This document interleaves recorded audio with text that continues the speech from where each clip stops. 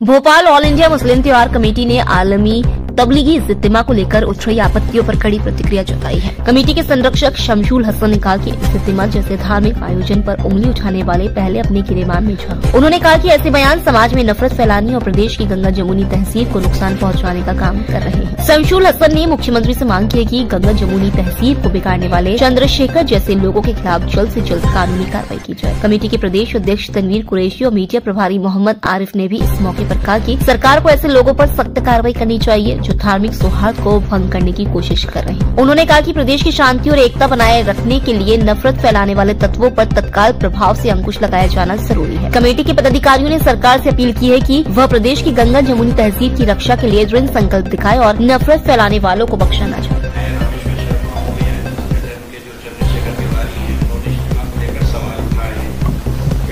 नहीं, इसमें एक सवाल उठाने वाले का स्तर क्या है पहले तो ये देखा जाएगा। क्या स्तर है उनका?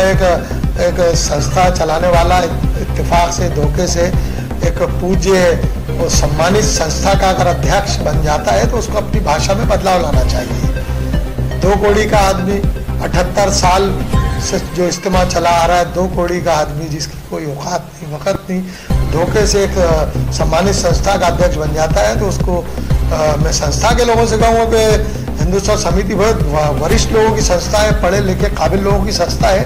अगर धोखे से अगर ये बन गए किसी का वजह से कारणों से तो इनको बाहर का रास्ता दिखाना चाहिए। और मध्य प्रदेश का स्थापना दिवस 70 साल हुए और 78 साल से इज्तिमा लग रहा है। मध्य प्रदेश के स्थापना दिवस से पहले से इज्तिमा चला आ रहा है। 8 लोगों से शुरू हुआ इज्तिमा आज पूरी दुनिया में मुल्कों में फैला हुआ, सारी दुनिया की जमातें आती हैं यहाँ पर। और अफसोस की बात है जिस तरह की ये भाषा का इसने इस्तेमाल किया है तो उसको पढ़ा लिखा नहीं है, उसको ज्ञान नहीं है कि कोई भी बाहर से जब विदेश से इस रिश्ते में शरीक होने आता है तो सबसे पहले उस पर वेरिफिकेशन सेंट्रल गवर्नमेंट करती है, विदेश मंत्रालय करता है, उसके बाद उनको एंट्री दी जाती है यहाँ।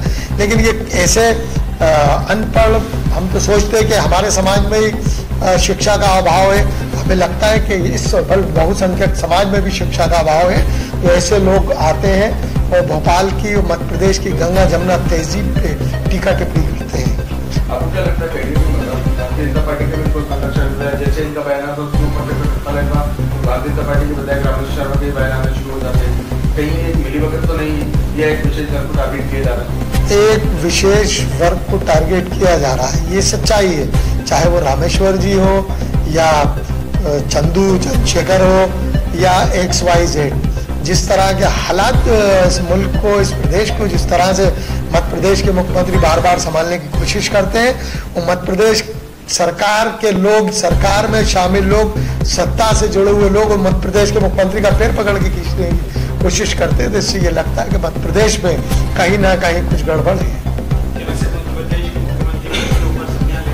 मध्य प्रदेश के मुख्यमंत्री से ऑल इंडिया मुस्लिम त्योहार कमेटी की जानिब से हम कहना चाहते हैं, अपील करना चाहते हैं कि आप संवेदनशील मुख्यमंत्री हैं, आप दोनों आंखें खोल के रखे हुए हैं। तो मैं चाहता हूं कि ऐसे लोगों को जो हमारी शांति व्यवस्था को जो भंग करने की बात करते हैं और विदेशी जो हमारे यहाँ मुल्क से बाहर से लोग यहाँ आते हैं जमातों में, उनके लिए आप शब्दों का इस्तेमाल करते हैं, ऐसे लोगों पर प्रतिबंधात्मक कार्रवाई कर जेल भेजा जाना न्यायोचित होगा। ऐसे लोगों को तत्काल गिरफ्तार करना चाहिए जिससे कि हमारी मध्य प्रदेश की और भोपाल की और देश की गंगा जमुना तहजीब जो बनी रहे।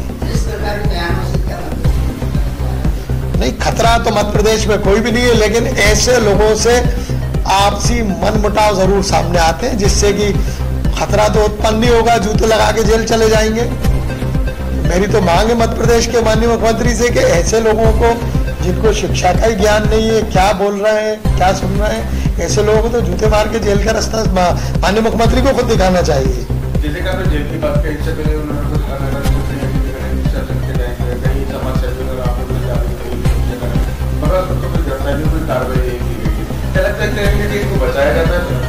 नहीं, देखिए वो एक सब्जेक्ट अलग था। जो गणेश उत्सव में पत्थर गिरा, कहाँ से आया कहाँ से नहीं आया, ये एक सोची समझी साजिश के और आपसी झगड़े का परिणाम था। वो आपसी गुटबाजी झगड़े की वजह से इतनी बड़ी स्थिति सामने आई थी।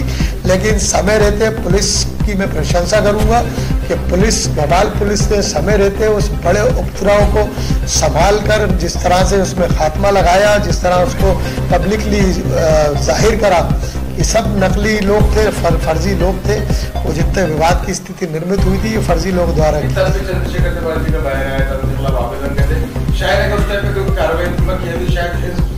नहीं, कार्रवाई में आपके चैनल के माध्यम से वही तो कह रहा हूँ, कार्रवाई क्यों नहीं की जाती? अगर समय रहते ऐसे उपद्रवियों पर कार्रवाई नहीं की गई तो यकीनन भोपाल का माहौल खराब होता है, हमारी गंगा जमुना तहजीब खंडित होती है, और जो शिक्षित लोग हैं, पढ़े लिखे लोग हैं, काबिल लोग हैं, धार्मिक प्रवृत्ति के लोग हैं, वो ऐसे लोगों से दूरी बनाना पसंद करते हैं। मेरा ऐसा मानना है। मैं आपके तमाम चैनलों के माध्यम से ये कहना चाहता हूँ कि अविलंब ऐसे लोगों को, मध्य प्रदेश के माननीय मुख्यमंत्री को रोक लगाना चाहिए, गिरफ्तार करना चाहिए और इन पर प्रतिबंधात्मक कार्रवाई की जाना बहुत जरूरी है। समिति के अध्यक्ष को एक बात कहना चाहता हूँ कि आप जो ये सवाल उठा रहे हो, मतलब वो सवाल आप डायरेक्ट सरकार के ऊपर उठा रहे हो। सरकार 20 साल सरकार आपकी यहाँ पर है, 78 साल से चला आ रहा है इस्तीमा। मतलब सरकार क्या कर रही है, इंडिकेट क्या कर रही है, जो आप उस पर सवाल उठा रहा हूँ। मैं ये कहना चाहता हूँ कि अध्यक्ष साहब, आप हिंदू उत्सव समिति के अध्यक्ष बने हो तो आप हिंदू उत्सव समिति के कार्य को देखिए, ना कि आप मुस्लिमों की टांगे खींचना और ये काम करना ये गलत है। आप आपके काम देखो।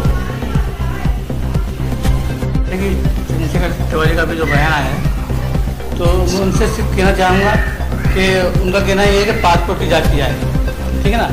तो जो जिस मुल्क से आता है उसका पासपोर्ट बनता है, पूरी जांच होती है, उसके बाद ही आ पाता है यहाँ पर। और इस्तीमे के अंदर आप जितनी भी जो बात होगी, बयान होंगे, उनकी वो रिगार्डिंग किया है। तो ईंट खेली से लगे और अपने बाहर टाकिस तक, भोपाल टाकिस तक, यहाँ पर सब जगह माइक रखते हैं, पूरे इस्तीमे की पूरे बयान लोग सुनते हैं। क्या उनको सुनाई नहीं देता? और मैं उनको दावत देता हूँ 4 दिन की, 4 दिन के लिए वहाँ इस्तीमे में ठहरे क्या, और बयान सुने क्या तकरीर की जाती है और क्या बात की जाती है, तब उनकी समझ में आएगा। हिंदू उत्सव समिति उनको अध्यक्ष को बनाया गया है, ऐसे लोगों को हिंदू उत्सव समिति को अध्यक्ष के पद से बर्खास्त कर देना चाहिए। मेरी मांग है कि उनको जल्द से बर्खास्त किया है। ऐसे लोग धार्मिक उन्माद फैलाने का काम कर रहे हैं, हिंदू मुसलमानों में आपसी मनमुटाव करने का काम कर रहे हैं।